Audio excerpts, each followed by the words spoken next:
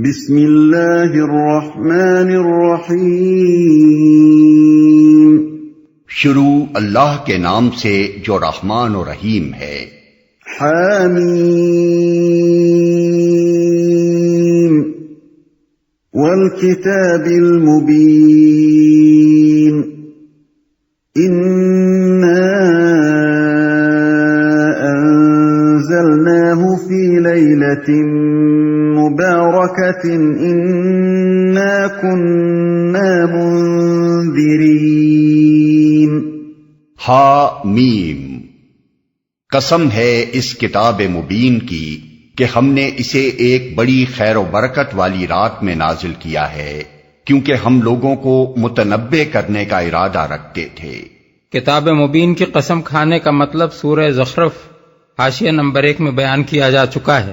یہاں بھی قسم جس بات پر کھائی گئی ہے وہ یہ ہے کہ اس کتاب کے مصنف محمد صلی اللہ علیہ وسلم نہیں ہیں بلکہ ہم ہیں، اور اس کا ثبوت کہیں اور ڈھونڈنے کی ضرورت نہیں، خود یہ کتاب ہی اس کے ثبوت کے لیے کافی ہے۔ اس کے بعد مزید بات یہ فرمائی گئی کہ وہ بڑی خیر و برکت والی رات تھی جس میں اسے نازل کیا گیا، یعنی نادان لوگ جنہیں اپنی بھلائی برائی کا شعور نہیں ہے اس کتاب کی آمد کو اپنے لیے بلائے ناگہانی سمجھ رہے ہیں اور اس سے پیچھا چھڑانے کی فکر میں غلطاں و پیچا ہیں، لیکن در حقیقت ان کے لیے اور تمام نوع انسانی کے لیے وہ ساعت بڑی ہی سعید تھی جب ہم نے غفلت میں پڑے ہوئے لوگوں کو چونکانے کے لیے یہ کتاب نازل کرنے کا فیصلہ کیا۔ اس رات میں قرآن نازل کرنے کا مطلب بعض مفسرین نے یہ لیا ہے کہ نزول قرآن کا سلسلہ اس رات شروع ہوا، اور بعض مفسرین اس کا مطلب یہ لیتے ہیں کہ اس میں پورا قرآن ام الکتاب سے منتقل کر کے حامل وحی فرشتوں کے حوالے کر دیا گیا، اور پھر وہ حالات و وقائع کے مطابق حسب ضرورت نبی صلی اللہ علیہ وسلم پر 23 سال تک نازل کیا جاتا رہا۔ صحیح صورت معاملہ کیا ہے اسے اللہ ہی بہتر جانتا ہے۔ اس رات سے مراد وہی رات ہے جسے سورہ قدر میں لیلۃ القدر کہا گیا ہے۔ وہاں فرمایا گیا کہ انا انزلناہ فی لیلۃ القدر، اور یہاں فرمایا گیا ہے کہ انا انزلناہ فی لیلۃ مبارکۃ۔ پھر یہ بات بھی قرآن مجید ہی میں بتا دی گئی ہے کہ وہ ماہ رمضان کی ایک رات تھی۔ شہر رمضان الذی انزل فیہ القرآن، سورہ البقرہ آیت 185۔ فیہا یفرق کل امر حکیم امرا من عندنا انا كنا مرسلین رحمتا من ربک انه هو السمیع العلیم رب السماوات والارض وما بینهما ان کنتم موقنین۔ یہ وہ رات تھی جس میں ہر معاملے کا حکیمانہ فیصلہ ہمارے حکم سے صادر کیا جاتا ہے۔ ہم ایک رسول بھیجنے والے تھے تیرے رب کی رحمت کے طور پر، یقیناً وہی سب کچھ سننے اور جاننے والا ہے۔ آسمانوں اور زمین کا رب اور ہر اس چیز کا رب جو آسمان و زمین کے درمیان ہے، اگر تم لوگ واقعی یقین رکھنے والے ہو۔ حکیمانہ فیصلہ، اصل میں لفظ امرن حکیم استعمال ہوا ہے جس کے دو معنی ہیں۔ ایک یہ کہ وہ حکم سراسر حکمت پر مبنی ہوتا ہے، کسی غلطی یا خامی کا اس میں کوئی امکان نہیں۔ دوسرے یہ کہ وہ ایک پختہ اور محکم فیصلہ ہوتا ہے، اسے بدل دینا کسی کے بس میں نہیں۔ ہمارے حکم سے صادر کیا جاتا ہے۔ سورہ قدر میں یہی مضمون اس طرح بیان کیا گیا ہے، تنزل الملائکۃ والروح فیہا باذن ربہم من کل امر۔ اس رات ملائکہ اور جبریل اپنے رب کے اذن سے ہر طرح کا حکم لے کر اترتے ہیں۔ اس سے معلوم ہوا کہ اللہ تعالیٰ کے شاہی نظم و نسق میں یہ ایک ایسی رات ہے جس میں وہ افراد اور قوموں اور ملکوں کی قسمتوں کے فیصلے کر کے اپنے فرشتوں کے حوالے کر دیتا ہے، اور پھر وہ انہی فیصلوں کے مطابق عمل درآمد کرتے رہتے ہیں۔ بعض مفسرین کو، جن میں حضرت اکرمہ سب سے زیادہ نمایاں ہیں، یہ شبہ لاحق ہوا ہے کہ یہ نصف شعبان کی رات ہے، کیونکہ بعض احادیث میں اسی رات کے متعلق یہ بات منقول ہوئی ہے کہ اس میں قسمتوں کے فیصلے کیے جاتے ہیں، لیکن ابن عباس، ابن عمر، مجاہد، قتادہ، حسن بصری، سعید بن جبیر، ابن زید، ابو مالک، ضحاک اور دوسرے بہت سے مفسرین اس بات پر متفق ہیں کہ یہ رمضان کی وہی رات ہے جسے لیلۃ القدر کہا گیا ہے، اس لیے کہ قرآن مجید خود اس کی تصریح کر رہا ہے، اور جہاں قرآن کی صراحت موجود ہو وہاں اخبار احاد کی بنا پر کوئی دوسری رائے نہیں قائم کی جا سکتی۔ ابن کثیر کہتے ہیں کہ عثمان بن محمد کی جو روایت امام زہری نے شعبان سے شعبان تک قسمتوں کے فیصلے ہونے کے متعلق نقل کی ہے وہ ایک مرسل روایت ہے، اور ایسی روایات نصوص کے مقابلے میں نہیں لائی جا سکتی۔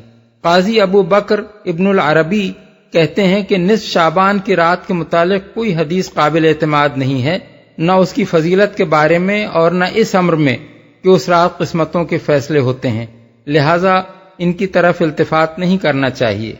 احکام القرآن تیرے رب کی رحمت کے طور پر، یعنی یہ کتاب دے کر ایک رسول کو بھیجنا نہ صرف حکمت کا تقاضا تھا بلکہ اللہ تعالیٰ کی رحمت کا تقاضا بھی تھا، کیونکہ وہ رب ہے، اور ربوبیت صرف اسی بات کی متقاضی نہیں ہے کہ بندوں کے جسم کی پرورش کا سامان کیا جائے، بلکہ اس بات کی بھی متقاضی ہے کہ علم صحیح سے ان کی رہنمائی کی جائے، حق و باطل کے فرق سے ان کو آگاہ کیا جائے اور انہیں تاریکی میں بھٹکتا نہ چھوڑ دیا جائے۔ سب کچھ سننے اور جاننے والا ہے۔ اس سیاق و سباق میں اللہ تعالیٰ کی ان دو صفات کو بیان کرنے سے مقصود لوگوں کو اس حقیقت پر متنبہ کرنا ہے کہ صحیح علم صرف وہی دے سکتا ہے، کیونکہ تمام حقائق کو وہی جانتا ہے۔ ایک انسان تو کیا، سارے انسان مل کر بھی اگر اپنے لیے کوئی راہ حیات متعین کریں تو اس کے حق ہونے کی کوئی ضمانت نہیں، کیونکہ پوری نوع انسانی یکجا ہو کر بھی ایک سمیع و علیم نہیں بنتی۔ اس کے بس میں یہ ہے ہی نہیں کہ ان تمام حقائق کا احاطہ کرے جن کا جاننا ایک صحیح راہ حیات متعین کرنے کے لیے ضروری ہے۔ یہ علم صرف اللہ کے پاس ہے، وہی سمیع و علیم ہے، اس لیے وہی یہ بتا سکتا ہے کہ انسان کے لیے ہدایت کیا ہے اور ضلالت کیا، حق کیا ہے اور باطل کیا، خیر کیا ہے اور شر کیا۔ اگر تم لوگ واقعی یقین رکھنے والے ہو۔ اہل عرب خود اقرار کرتے تھے کہ اللہ تعالیٰ ہی کائنات اور اس کی ہر چیز کا رب یعنی مالک و پروردگار ہے، اس لیے ان سے فرمایا گیا کہ اگر تم بے سوچے سمجھے محض زبان ہی سے یہ اقرار نہیں کر رہے ہو بلکہ تمہیں واقعی اس کی پروردگاری کا شعور اور اس کے مالک ہونے کا یقین ہے تو تمہیں تسلیم کرنا چاہیے کہ اولاً انسان کی رہنمائی کے لیے کتاب اور رسول کا بھیجنا اس کی شان رحمت و پروردگاری کا عین تقاضا ہے، اور دوم مالک ہونے کی حیثیت سے یہ اس کا حق اور مملوک ہونے کی حیثیت سے یہ تمہارا فرض ہے کہ اس کی طرف سے جو ہدایت آئے اسے مانو اور جو حکم آئے اس کے آگے سر اطاعت جھکا دو۔ لا الہ الا هو یحیی ویمیت ربکم ورب آبائکم الاولین بل هم فی شک یلعبون۔ کوئی معبود اس کے سوا نہیں ہے، وہی زندگی عطا کرتا ہے اور وہی موت دیتا ہے۔ تمہارا رب اور تمہارے ان اسلاف کا رب جو پہلے گزر چکے ہیں، مگر فی الواقع ان لوگوں کو یقین نہیں ہے بلکہ یہ اپنے شک میں پڑے کھیل رہے ہیں۔ کوئی معبود اس کے سوا نہیں ہے۔ معبود سے مراد ہے معبود حقیقی، جس کا حق یہ ہے کہ اس کی عبادت یعنی بندگی و پرستش کی جائے۔ وہی موت دیتا ہے۔ یہ دلیل ہے اس امر کی کہ اس کے سوا کوئی معبود نہیں ہے اور نہیں ہو سکتا، اس لیے کہ یہ بات سراسر عقل کے خلاف ہے کہ جس نے بے جان مادوں میں جان ڈال کر تم کو جیتا جاگتا انسان بنایا اور جو اس امر کے کلی اختیارات رکھتا ہے کہ جب تک چاہے تمہاری زندگی کو باقی رکھے اور جب چاہے اسے ختم کر دے، اس کی تم بندگی نہ کرو یا اس کے سوا کسی اور کی بندگی کرو یا اس کے ساتھ دوسروں کی بندگی بھی کرنے لگو جو پہلے گزر چکے ہیں۔ اس میں ایک لطیف اشارہ ہے اس امر کی طرف کہ تمہارے جن اسلاف نے اس کو چھوڑ کر دوسرے معبود بنائے ان کا رب بھی حقیقت میں وہی تھا۔ انہوں نے اپنے اصلی رب کے سوا دوسروں کی بندگی کر کے کوئی صحیح کام نہ کیا تھا کہ ان کی تقلید کرنے میں تم حق بجانب ہو اور ان کے فعل کو اپنے مذہب کے درست ہونے کی دلیل ٹھہرا سکو۔ ان کو لازم تھا کہ وہ صرف اسی کی بندگی کرتے کیونکہ وہی ان کا رب تھا، لیکن اگر انہوں نے ایسا نہیں کیا تو تمہیں لازم ہے کہ سب کی بندگی چھوڑ کر اسی ایک کی بندگی اختیار کرو کیونکہ وہی تمہارا رب ہے۔ بلکہ یہ اپنے شک میں پڑے کھیل رہے ہیں۔ اس مختصر سے فقرے میں ایک بڑی اہم حقیقت کی طرف اشارہ کیا گیا ہے۔ دہری ہوں یا مشرکین، ان سب پر وقتاً فوقتاً ایسی ساعتیں آتی رہتی ہیں جب ان کا دل اندر سے کہتا ہے کہ جو کچھ تم سمجھے بیٹھے ہو اس میں کہیں نہ کہیں جھول موجود ہے۔ دہری اپنے انکار خدا میں بظاہر خواہ کتنا ہی سخت ہو، کسی نہ کسی وقت اس کا دل یہ شہادت دے گزرتا ہے کہ خاک کے ایک ذرے سے لے کر کہکشانوں تک اور گھاس کی ایک پتی سے لے کر انسان کی تخلیق تک یہ حیرت انگیز حکمت سے لبریز نظام کسی صانع حکیم کے بغیر وجود میں نہیں آ سکتا۔ اسی طرح ایک مشرک اپنے شرک میں خواہ کتنا ہی گہرا ڈوبا ہوا ہو، کبھی نہ کبھی اس کا دل بھی یہ پکار اٹھتا ہے کہ جنہیں میں معبود بنائے بیٹھا ہوں یہ خدا نہیں ہو سکتے۔ لیکن اس قلبی شہادت کا نتیجہ نہ تو یہ ہوتا ہے کہ انہیں خدا کے وجود اور اس کی توحید کا یقین حاصل ہو جائے، نہ یہی ہوتا ہے کہ انہیں اپنے شرک اور اپنی دہریت میں کامل یقین و اطمینان حاصل رہے۔ اس کے بجائے ان کا دین در حقیقت شک پر قائم ہوتا ہے، خواہ اس میں یقین کی کتنی ہی شدت وہ دکھا رہے ہوں۔ اب رہا یہ سوال کہ یہ شک ان کے اندر بے چینی کیوں نہیں پیدا کرتا اور وہ سنجیدگی کے ساتھ حقیقت کی جستجو کیوں نہیں کرتے کہ یقین کی اطمینان بخش بنیاد انہیں مل سکے؟ اس کا جواب یہ ہے کہ دین کے معاملے میں سنجیدگی ہی سے تو وہ محروم ہوتے ہیں۔ ان کی نگاہ میں اصل اہمیت صرف دنیا کی کمائی اور اس کے عیش کی ہوتی ہے، جس کی فکر میں وہ اپنے دل اور دماغ اور جسم کی ساری طاقتیں خرچ کر ڈالتے ہیں۔ رہے دین کے مسائل تو وہ حقیقت میں ان کے لیے ایک کھیل، ایک تفریح، ایک ذہنی عیاشی کے سوا کچھ نہیں ہوتے، جن پر سنجیدگی کے ساتھ چند لمحے بھی وہ غور و فکر میں صرف نہیں کر سکتے۔ مذہبی مراسم ہیں تو تفریح کے طور پر ادا کیے جا رہے ہیں، انکار و دہریت کی بحثیں ہیں تو تفریح کے طور پر کی جا رہی ہیں۔ دنیا کے مشاغل سے اتنی فرصت کسے ہے کہ بیٹھ کر یہ سوچے کہ کہیں ہم حق سے منحرف تو نہیں ہیں، اور اگر حق سے منحرف ہیں تو اس کا انجام کیا ہے؟ فارتقب يوم تأتي السماء بدخان مبين يغشى الناس هذا عذاب أليم۔ اچھا انتظار کرو اس دن کا جب آسمان سری دھواں لیے ہوئے آئے گا اور وہ لوگوں پر چھا جائے گا، یہ ہے دردناک سزا۔ ربنا اكشف عنا العذاب إنا مؤمنون۔ اب کہتے ہیں کہ پروردگار ہم پر سے یہ عذاب ٹال دے، ہم ایمان لاتے ہیں۔ أَنَّى لَهُمُ الذِّكْرَى وَقَدْ جَاءَهُمْ رَسُولٌ مُبِينٌ ثُمَّ تَوَلَّوْا عَنْهُ وَقَالُوا مُعَلَّمٌ مَجْنُونٌ۔ ان کی غفلت کہاں دور ہوتی ہے، ان کا حال تو یہ ہے کہ ان کے پاس رسول مبین آ گیا، پھر بھی یہ اس کی طرف ملتفت نہ ہوئے اور کہا کہ یہ تو سکھایا پڑھایا باولا ہے۔ رسول مبین آ گیا۔ رسول مبین کے دو مطلب ہیں، ایک یہ کہ اس کا رسول ہونا اس کی سیرت، اس کے اخلاق و کردار اور اس کے کارناموں سے بالکل آیا ہے، دوسرے یہ کہ اس نے حقیقت کو کھول کھول کر بیان کرنے میں کوئی کسر نہیں اٹھا رکھی ہے۔ سکھایا پڑھایا باولا ہے۔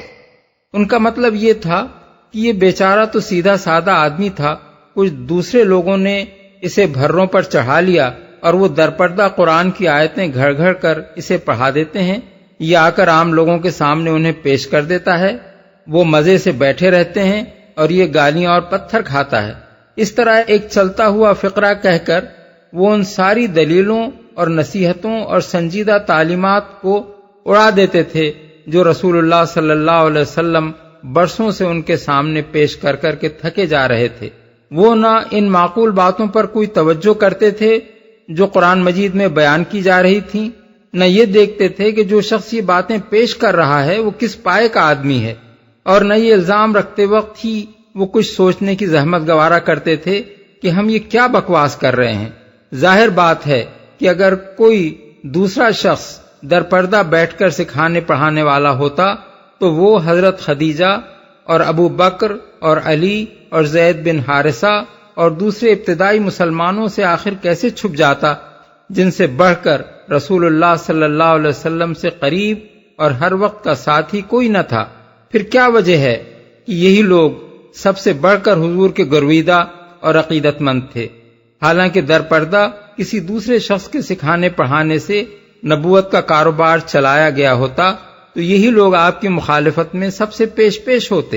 إِنَّا كَاشِفُ الْعَذَابِ قَلِيلًا إِنَّكُمْ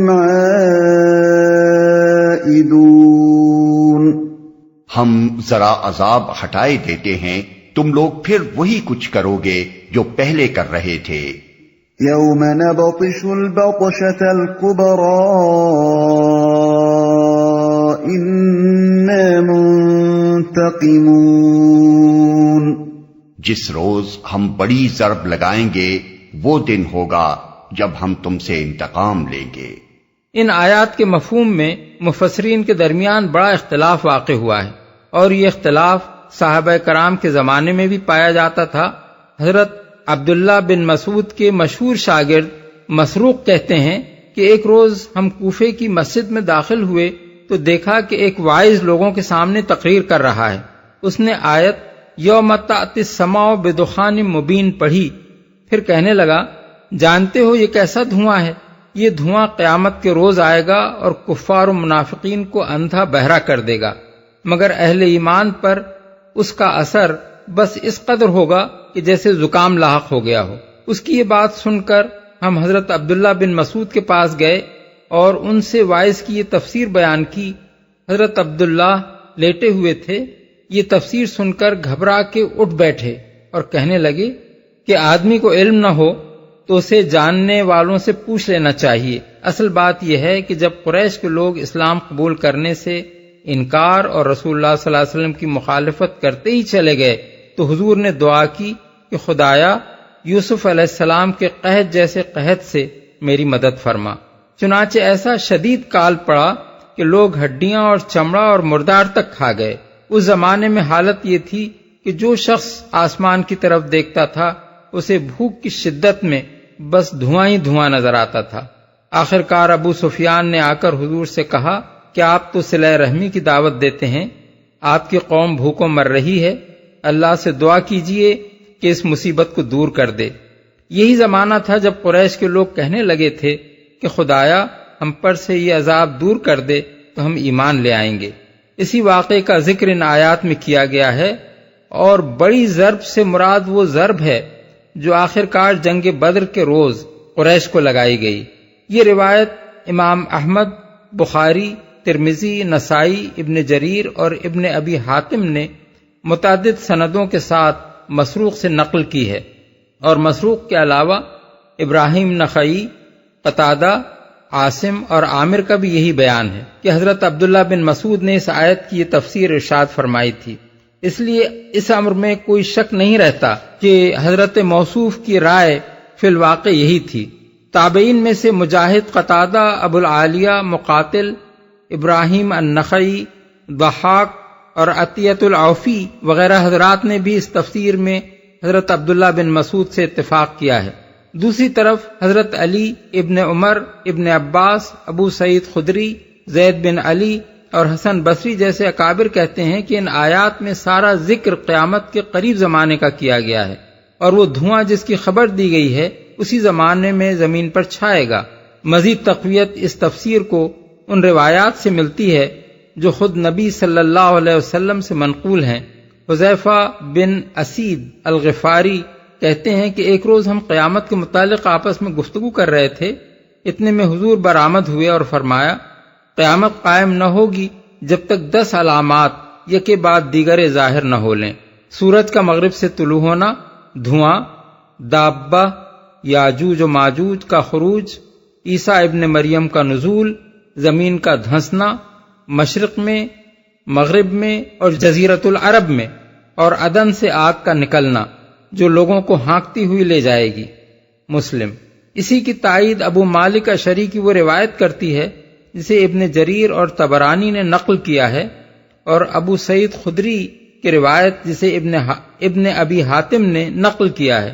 ان دونوں روایتوں سے معلوم ہوتا ہے کہ نبی صلی اللہ علیہ وسلم نے دھوئیں کو علامات قیامت میں شمار کیا ہے، اور یہ بھی حضور نے فرمایا ہے کہ وہ دھواں جب چھائے گا تو مومن پر اس کا اثر صرف زکام جیسا ہوگا، اور کافر کی نس نس میں وہ بھر جائے گا اور اس کے ہر منفذ سے نکلے گا۔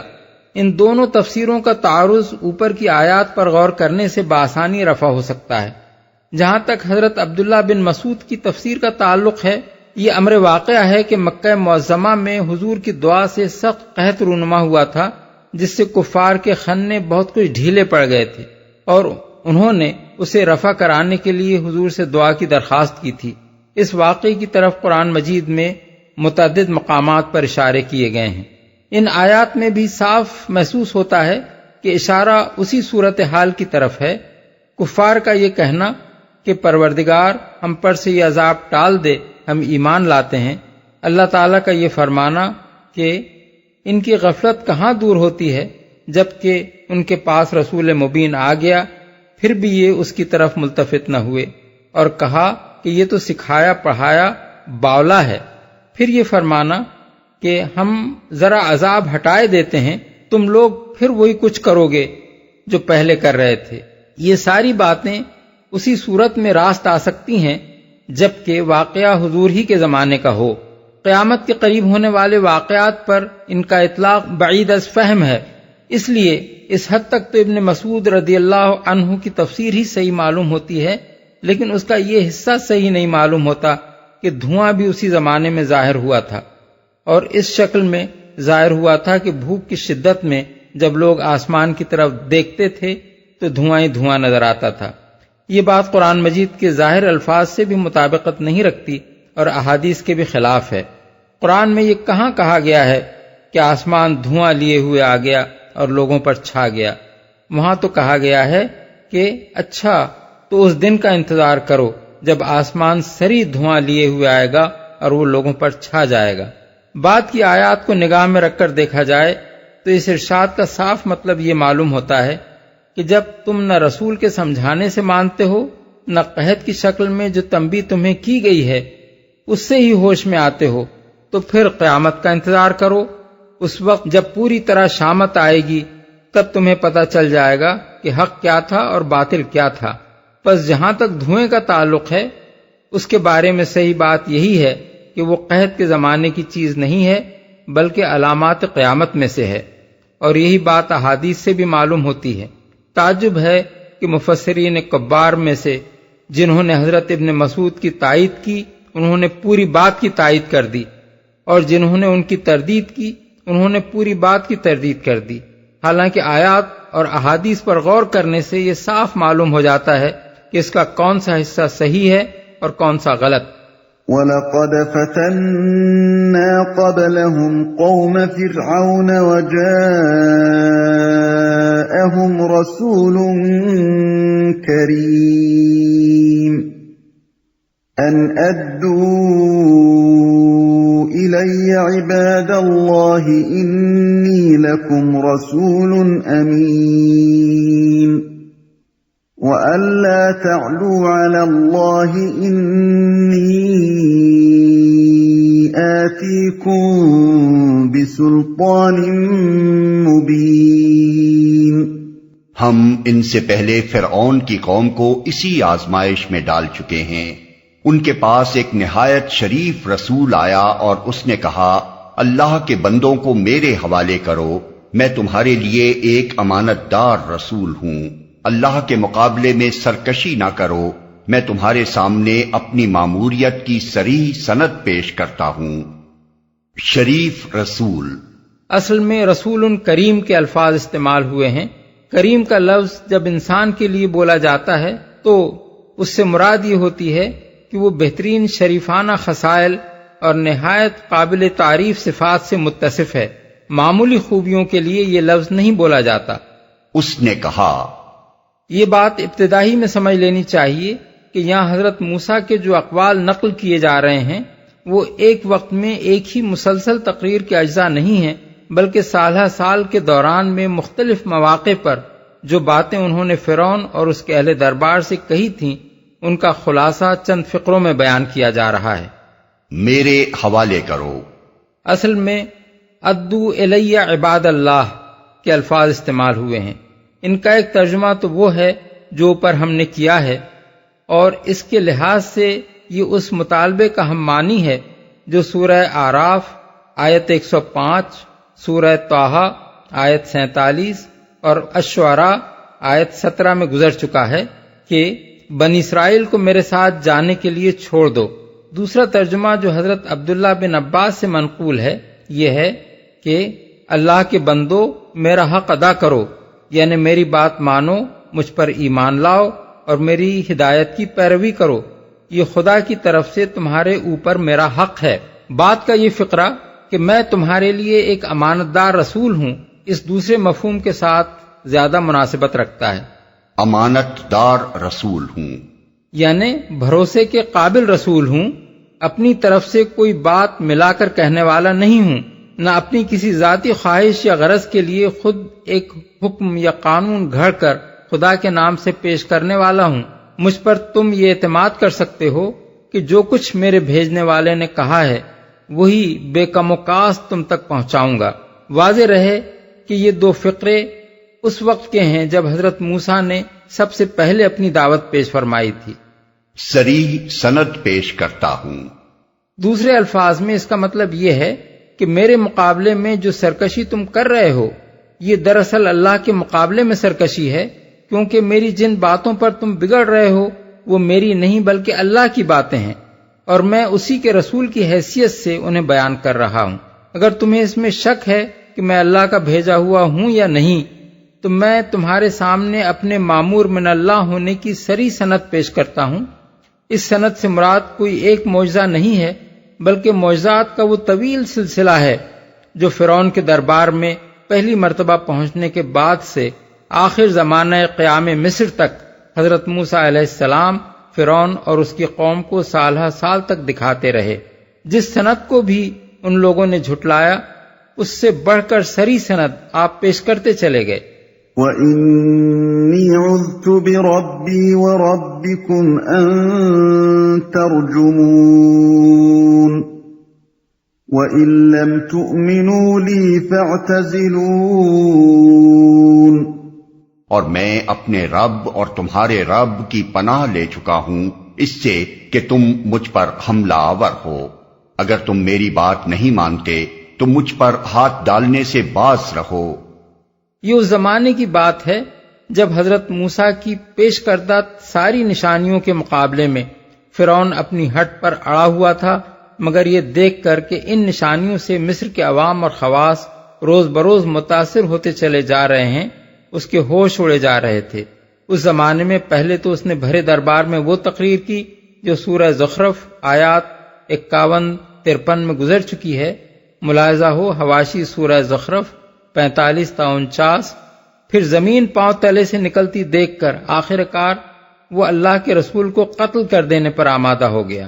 اس وقت جناب نے وہ بات کہی جو سورہ مومن آیت 27 میں گزر چکی ہے کہ انی عذت بربی و ربکم من کل متکبر لا یؤمن بیوم الحساب، یعنی میں نے پناہ لی اپنے رب اور تمہارے رب کی ہر اس متکبر سے جو روز حساب پر ایمان نہیں رکھتا.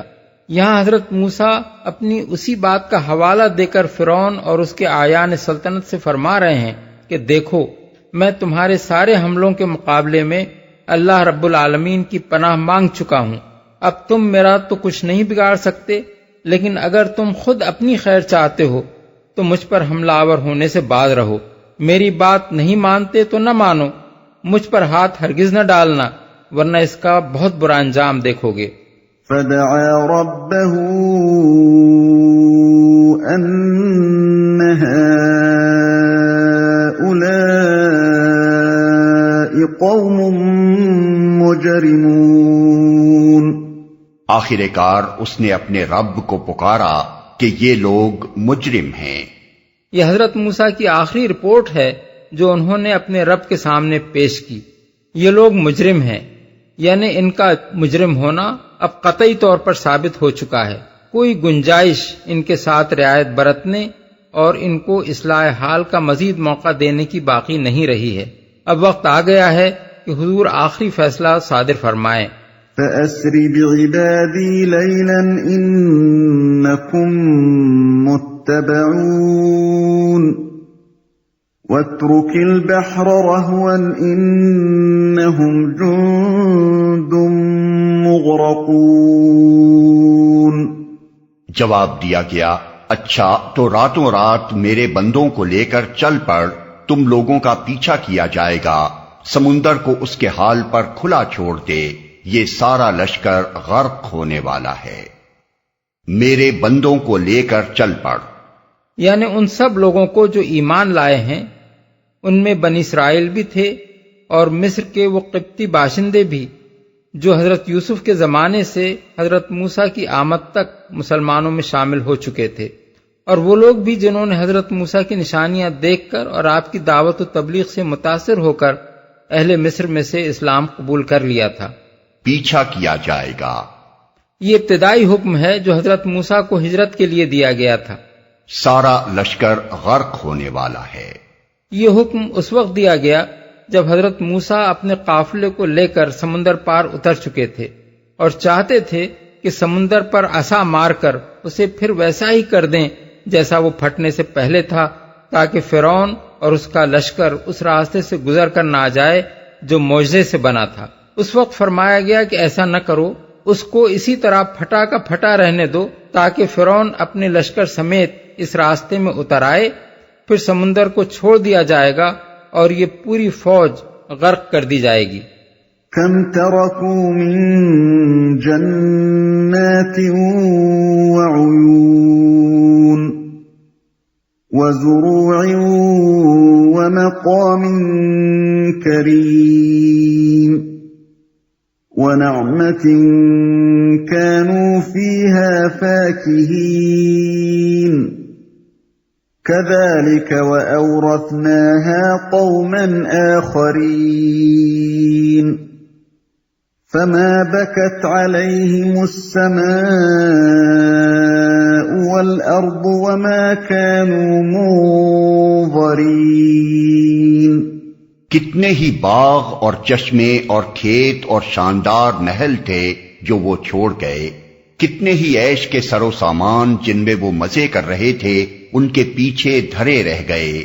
یہ ہوا ان کا انجام. اور ہم نے دوسروں کو ان چیزوں کا وارث بنا دیا، پھر نہ آسمان ان پر رویا نہ زمین، اور ذرا سی مہلت بھی ان کو نہ دی گئی. ان چیزوں کا وارث بنا دیا.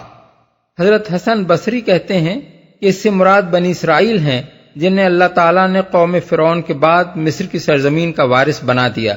اور قتادہ کہتے ہیں کہ اس سے مراد دوسرے لوگ ہیں جو آل فرعون کے بعد مصر کے وارث ہوئے، کیونکہ تاریخوں میں کہیں بھی یہ ذکر نہیں ملتا کہ مصر سے نکلنے کے بعد بنی اسرائیل کبھی وہاں واپس گئے ہوں اور اس سرزمین کے وارث ہوئے ہوں. یہی اختلاف بعد کے مفسرین میں بھی پایا جاتا ہے. نہ آسمان ان پر رویا نہ زمین، یعنی جب وہ حکمراں تھے تو ان کی عظمت کے ڈنکے بج رہے تھے، ان کی حمد و ثنا کے ترانوں سے دنیا گونج رہی تھی، خوشامدیوں کے جمگھٹے ان کے آگے اور پیچھے لگے رہتے تھے، ان کی وہ ہوا باندھی جاتی تھی کہ گویا ایک عالم ان کے کمالات کا گرویدہ اور ان کے احسانات کا زیر بار ہے، اور ان سے بڑھ کر دنیا میں کوئی مقبول نہیں. مگر جب وہ گرے تو کوئی آنکھ ان کے لیے رونے والی نہ تھی، بلکہ دنیا نے ایسا اطمینان کا سانس لیا کہ گویا ایک کانٹا تھا جو اس کے پہلو سے نکل گیا. ظاہر ہے کہ انہوں نے نہ خلق خدا کے ساتھ کوئی بھلائی کی تھی کہ زمین والے ان کے لیے روتے، نہ خدا کی خوشنودی کا کوئی کام کیا تھا کہ آسمان والوں کو ان کی ہلاکت پر افسوس ہوتا. جب تک مشیت الہی سے ان کی رسی دراز ہوتی رہی، وہ زمین کے سینے پر مونگ دلتے رہے. جب ان کے جرائم حد سے گزر گئے تو اس طرح اٹھا کر پھینک دیے گئے جیسے کوڑا کرکٹ پھینکا جاتا ہے۔